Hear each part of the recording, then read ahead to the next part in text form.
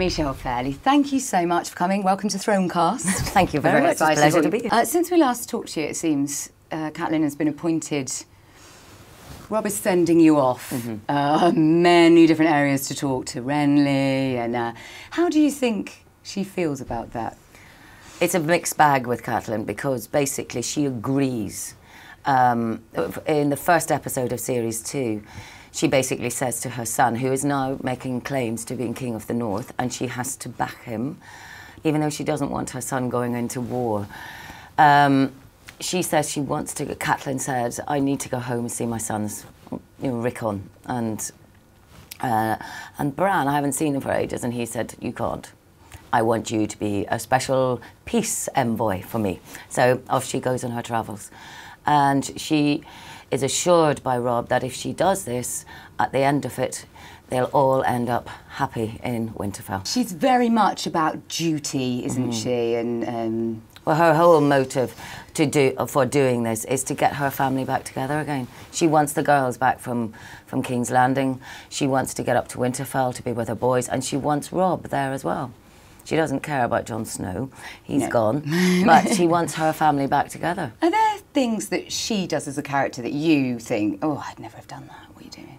Yes, there are a few in this second series, but I won't tell you what they are. Oh, not even one little snippet. No, I won't.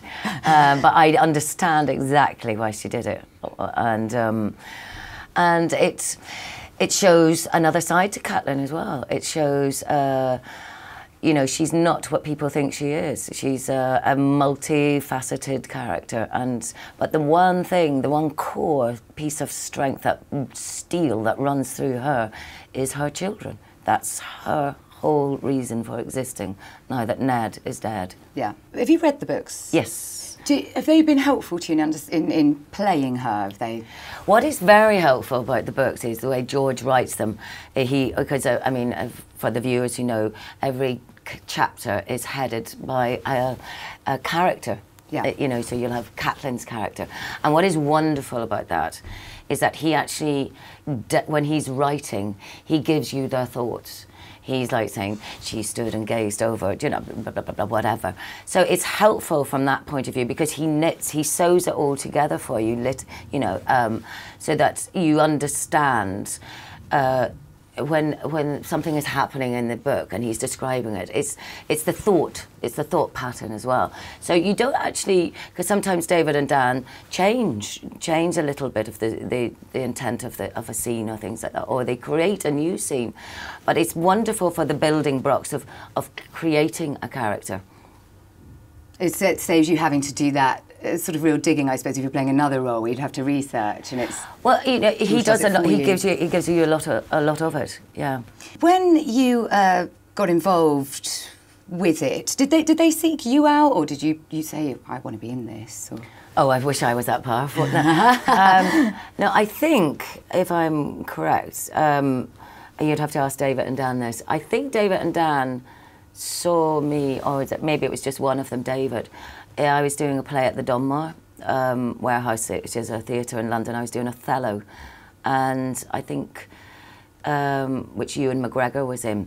So it was a really hot ticket, and also he was fantastic in it as well. I played his wife.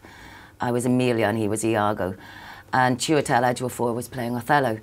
So I think David saw that, and Amelia is a very strong woman as well, and I think they possibly thought, oh right, I can possibly see her. So I had to audition just like everybody else. Fantastic. Yeah. Finally, are there any scenes in season 2 that we should especially look out for? Oh, there's some beautiful scenery. And beautiful. No, yes, there are lots actually. Something a real favourite for you? Oh, I loved my scenes with Richard Madden, who plays Rob. Also, because most of my stuff is with Rob this year, because there was one really interesting scene with Renly, which required a lot of special effects. So that was really interesting. It was a lesson in filming with realising that afterwards, after you'd completed your filming, they were going to add another dimension to it.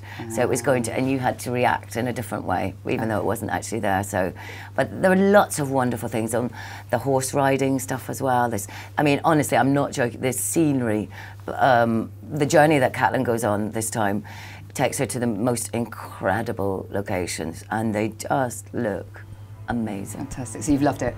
Oh, I love it anyway. I just love it. Thank you so much for coming on Pleasure. Thronecast. Pleasure. Thank you for having me.